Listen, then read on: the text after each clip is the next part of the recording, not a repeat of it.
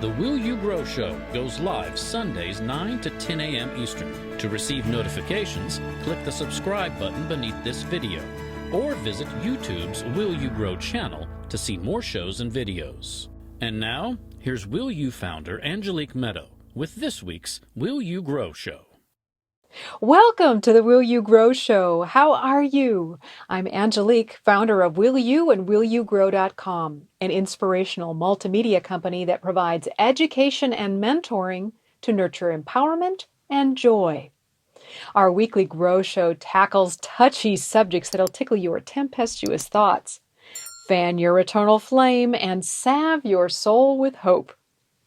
Halfway through, we'll take a 60-second look at what people have to say about us. Then we'll hear what the crew has to say about today's topic, and we'll go hands-on to share tips and tools that you can use to begin implementing today's lesson into your life.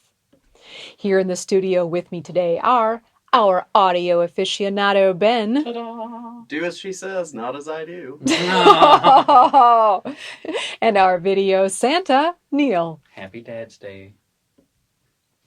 This episode is sponsored by Life and Nature, who keep our hearts beating and our world turning, and by the Carrie Campbell Foundation, which supports creative video content that increases love among all people.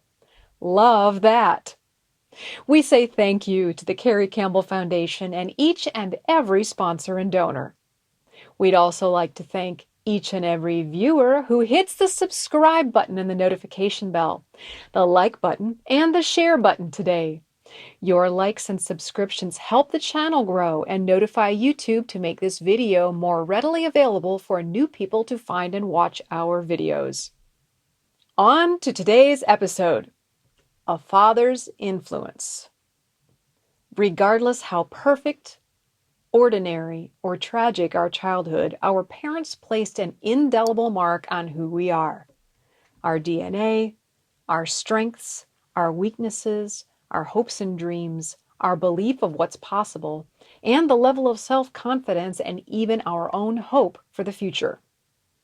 In today's episode, we'll explore how to pick up the reins where our fathers left off and ride our personal chariots, called our bodies, into the sunset of life, which would be empowerment.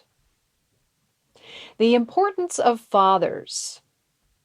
Without the intention of being stereotypical and knowing full well that women can also embody fatherly characteristics, it's been my experience that masculine support can come in a myriad of forms. Whether our fathers inspired us to be adventurous, perform well in business, stand up and do the right thing, play hard in sports. Maybe they taught us to fix engines, maintain equipment, do math equations, mow the lawn, tend cattle, write poetry, cook, sew, or perform on stage.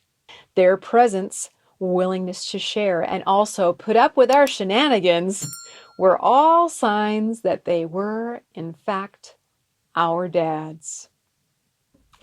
And for those of us who don't have any contact with our fathers, whether through their absence or death, we're presented with a special opportunity to consciously define their importance without their presence.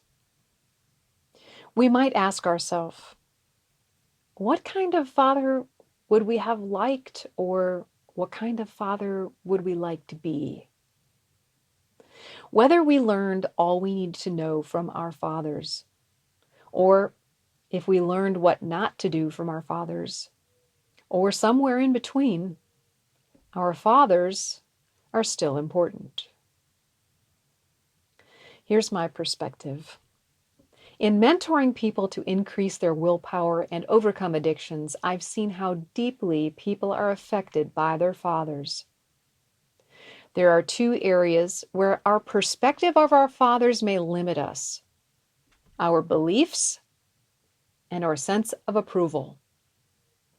For example, my dad is a super hard worker. His work ethic consisted of work, and a little more work, and then get up and work again.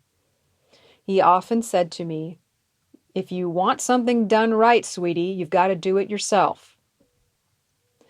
Unconsciously, I absorbed his two beliefs that I had to work hard and not get help in order to succeed. I carried these beliefs into my 30s. I overworked myself to sickness, and because I sought my father's approval, I was proud to tell him how much I accomplished even while ill. I also attracted employees that people considered lazy, employees that required me to do everything myself in order to accomplish the tasks. Both of my behaviors mirrored my father's beliefs, which I absorbed without my awareness. Although it temporarily felt good to know that I could do all the work, it led me to feelings of isolation, anger, and self-pity, until I started learning about the power of beliefs. I discovered the limiting beliefs that I had absorbed from others, including my dad, and replaced them with empowering beliefs. I now believe that I have all the great help I need and that work is easy, fun, and creative. And it certainly makes my work life more fun as I am now surrounded by supportive, creative, hardworking people who get the job done.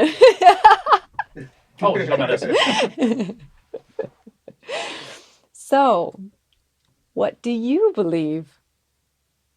I've found that most people unconsciously take on their parents' beliefs and think that they're their own. The way we can know if we've done this is to ask ourselves why we believe what we do. If we spout off an answer that we've heard our parents say many times before, or we don't know the answer, chances are that the beliefs may not actually be ours. So, whose approval do you seek? Do you seek your father's approval? What about your mother's? Your friends? Or maybe your family? Ultimately, in a world where we're all empowered, we only need our own approval.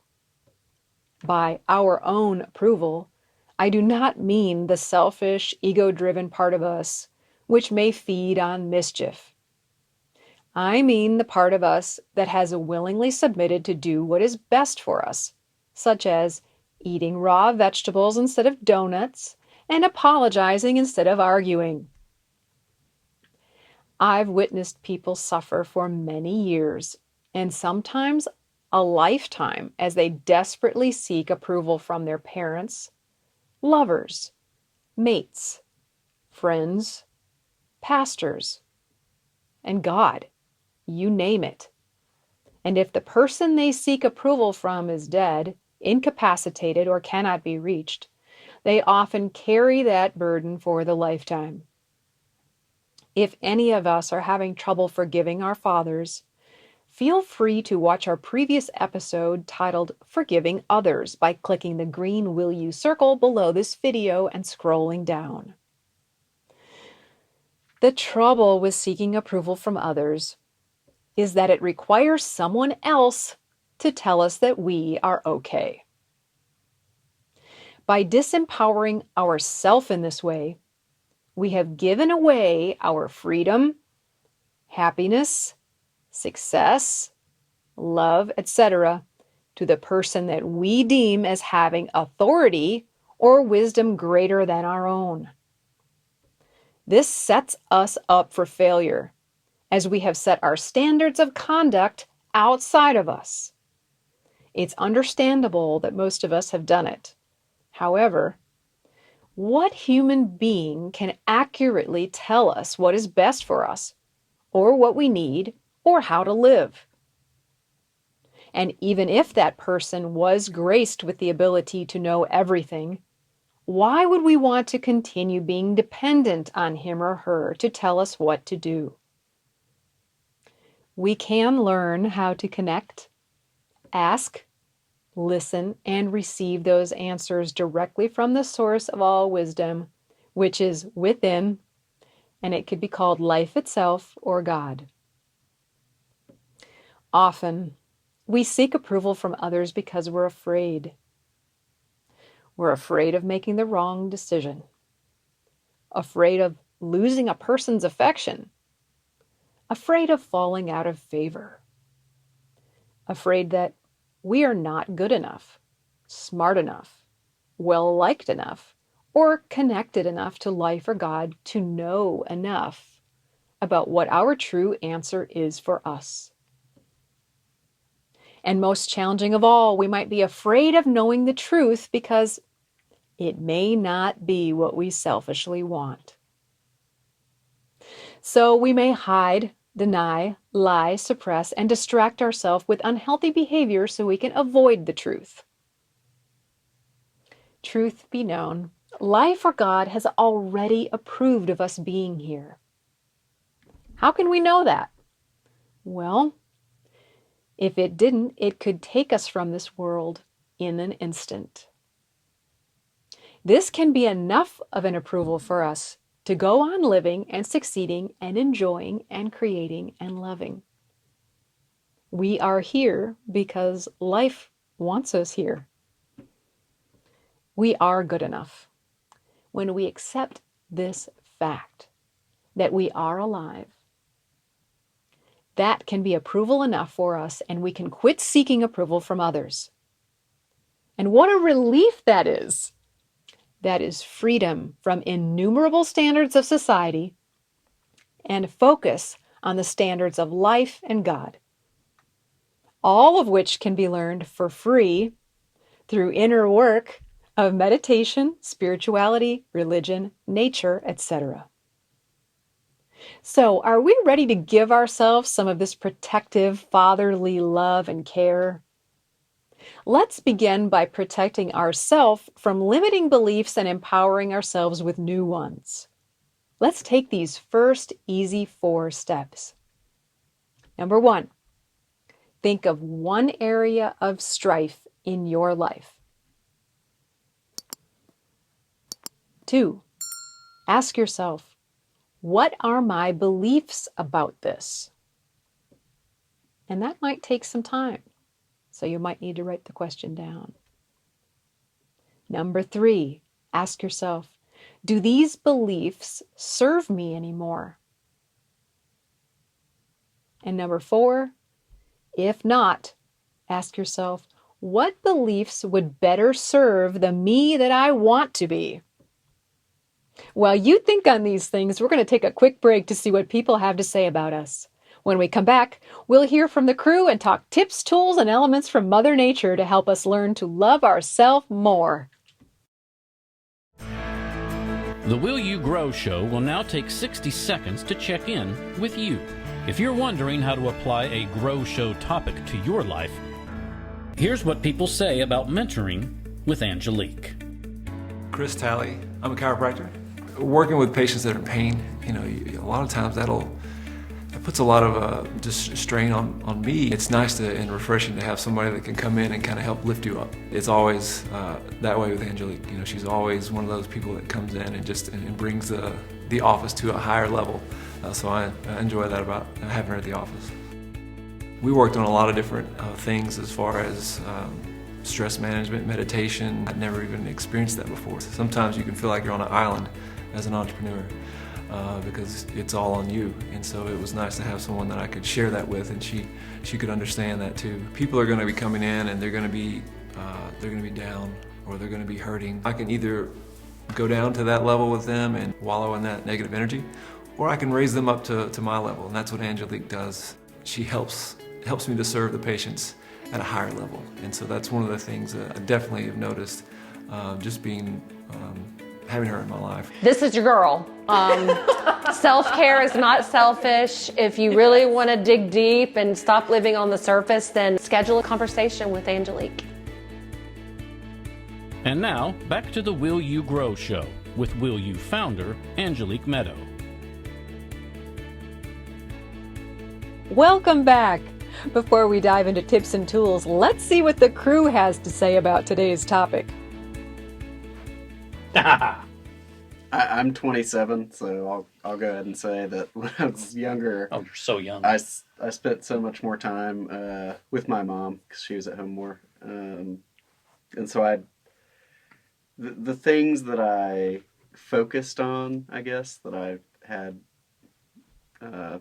in common with my dad, I resented it or thought it was funny or something that I needed to change away from, and now I'm accepting like I'll do something or say something, and Jenna, my girlfriend, or like just in my own head, I'll be like, "Wow, that is Wow, Dad. absolutely like my old man," and like that just came out of my mouth or whatever. So my journey with him was more of a synthesis, I think, as opposed to I can't think of too many crazy negative things I had to slough off from him, but it was more of just I am 50% that. Yeah. My dad was different. He had a drinking problem. And so my memories of him are the bad ones. There are some good ones, but then he got sick when I was 8 and was stroke victim from the time I was 8 till the time he died when I was 20. So I didn't really have the relationship you should have, father-son wise. We tried. We did some things. He did try to teach me things on the car. He did try to teach me fishing and things like that. But he couldn't physically do them. So that fell to my brother-in-laws, who had to fill in that void, and my brother to a certain degree. So I guess when I found out I was becoming a father, I looked in the mirror and said, "Okay, gonna have to do it differently. Don't make the same mistakes, or try your best not to, and knock wood." I've only been a father for 18 years, so she got out of high school, so there you go. we did something right. We made it. We made it. Oh, Basically, thank just you, Lord. throw the towel in. Throw the there, towel in. Now, some people do that. Some fathers and parents, and when they're 18, you're done. I don't want, no. She's my baby. You're still there. Yeah. Do either of you recognize any beliefs that your father had that you sort of absorbed? Some. I'm trying to think.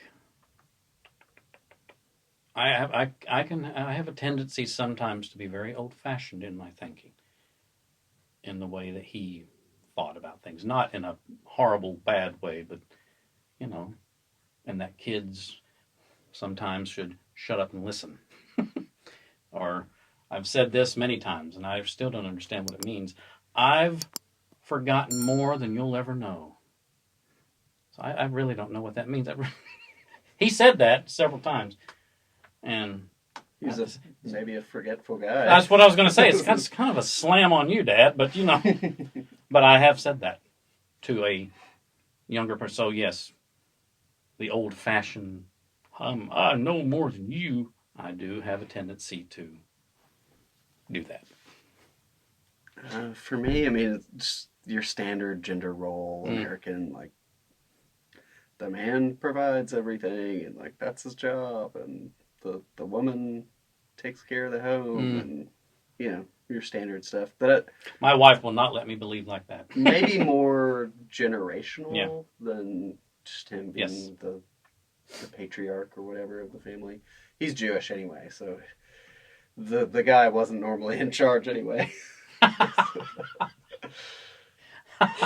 Jewish mother. Oh, yeah. Oh, boy. Yeah. I love Jewish mothers. I love Jewish fathers, though, too. Depends on which one for me. Yes, everything has its place. But I think it's really wise that you've thought about that some. Like, what have I absorbed? And then look at ourselves and say, hey, do I like that? Do I want that? It's important to do it, because otherwise we literally can just become those people. Yeah. Not that we don't love them. It's just we ought to have the free will choice to decide if that's what we want, rather than just absorbing it and reiterating it. Yeah. The biological part is mandatory, but, they definitely both parents have a hand in making your mind. And, Right. You should have a hand in making your mind. Oh, definitely. So, Definitely. And then pick and choose some of the good traits, but also strive to be your own parent and your own best parent that you can be.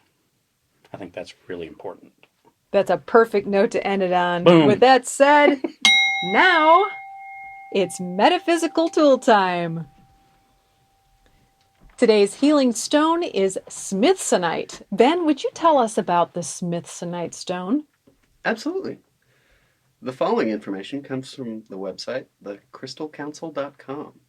The mineral smithsonite is named after the English mineralogist, James Smithson, what a name, who first identified the crystal in 1802. Interestingly, this is also the same James Smithson who was the founding donor of the Smithsonian Institution. You didn't know where we were going with that, did you? Deposits of this unique zinc mineral have been reported in Greece, Australia, South Africa, Mexico, and the USA. It's a powerful stone to soothe your mind and calm your emotions. It helps one refresh their emotional body and helps in the reevaluation of the situations causing distress. Smithsonite pushes one's mind into a state of clarity when emotions may feel overwhelming. This crystal can aid in one's ability to find resolution and move forward from any and all negative situations. Its ability to help one achieve clarity of the mind may lead them to soon begin asking themselves, is it truly worth it? The amount of energy needed to hold grudges and arguments is overwhelming for even the strongest person, and cannot be held onto when trying to move forward. Once one has accepted that, they'll know firsthand the true effects of the mighty smithsonite stone. It's a perfect ally to help one combat anxiety, depression, low energy, and shyness. Smithsonite provides one with an inner reflection and helps bring out a deep strength that we may not even know existed. Showing one the power they have within can help in finding the confidence and self-esteem to push forward through life's most challenging obstacles. For people who may have hypersensitive emotions or are recovering from an emotional wound, the website recommends carrying a small piece of smithsonite with them daily. And if one meditates, meditating with smithsonite will not only help calm one's emotions, but also activate and unlock psychic abilities hidden within. Nice. And today's healing animal is the lion. Neil, would you share with us about the lion? The lion sleeps tonight. Ooh. Sorry. This information is from the website spiritanimal.info and is written by Elena Harris. In the realm of animals, the lion wins the prize for most relentless fighter in the face of life challenges. The lion represents courage, strength in overcoming difficulties. This animal can also mean that something wild or difficult to control is happening. As such, lions symbolize emotions that are difficult to manage, such as anger or fear. The lion is generally associated with a representation of personal strength. Lions are also animals who dominate other animals in nature. Remember the expression, the lion is the king of the jungle. Lions can remind us to reflect on our methods and ability to lead others. If we have a tendency to dominate in relationships or at work, reading about the lion or watching a movie about lions can give us an opportunity to observe how to lead by their example. Nice. Mufasa.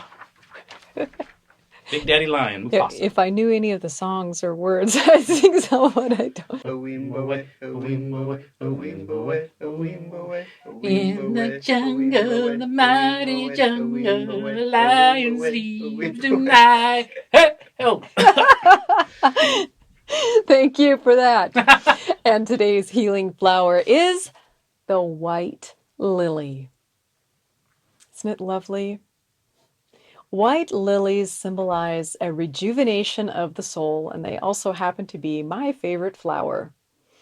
They can represent purity, commitment, and rebirth. The following information about the lily is from a website called funnyhowflowersdothat.co. The lily is a remarkable flower, bursting with symbolism. It is an equal combination of happiness and sadness together.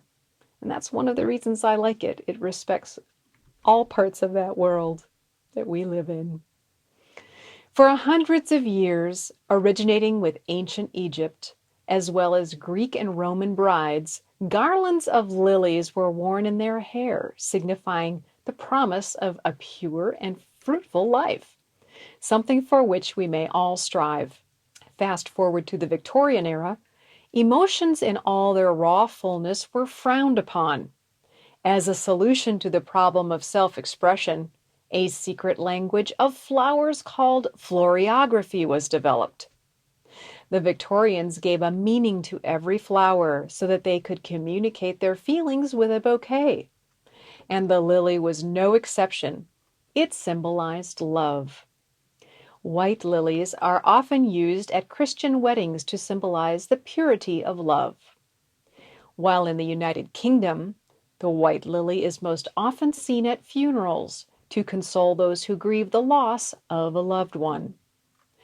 At times of mourning the loss of our father or the figurative loss of the relationship we may never have had with our father, it's comforting to know that the beautiful white lilies may speak of the sadness of our emotions for us, while sharing the sweetness of their divine fragrance. So what say ye? Will you learn to love, care, and approve of yourself in ways that your father couldn't? Let us know in the comments section so we may learn and support one another. As always, we thank you for watching and sharing time together with us.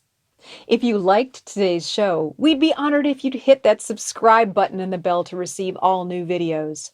Hit the like button to let us know that you like what we're doing, and hit the share button to share this message with people you care about. We ask for this because each time that you like or share, our video becomes more visible via YouTube, which allows new people to more readily find and watch the videos and receive inspiration and tools for their healing. Your likes, your shares support healing. That's what we're about.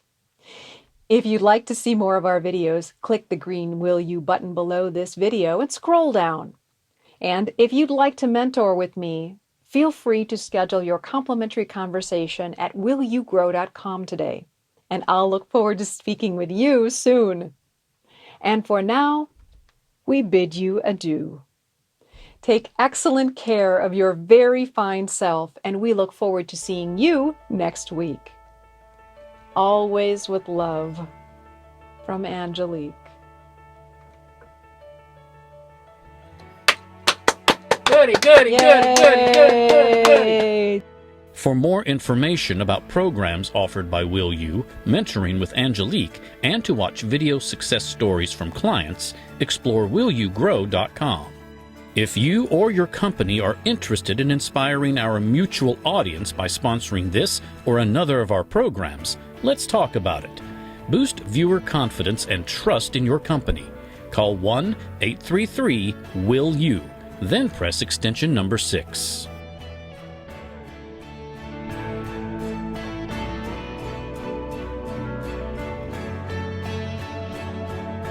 Make sure to click the subscribe button to get reminders before upcoming shows.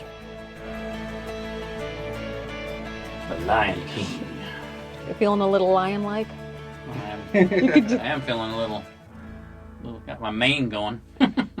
There you go. There's mange. Whichever one. I'm bringing you in.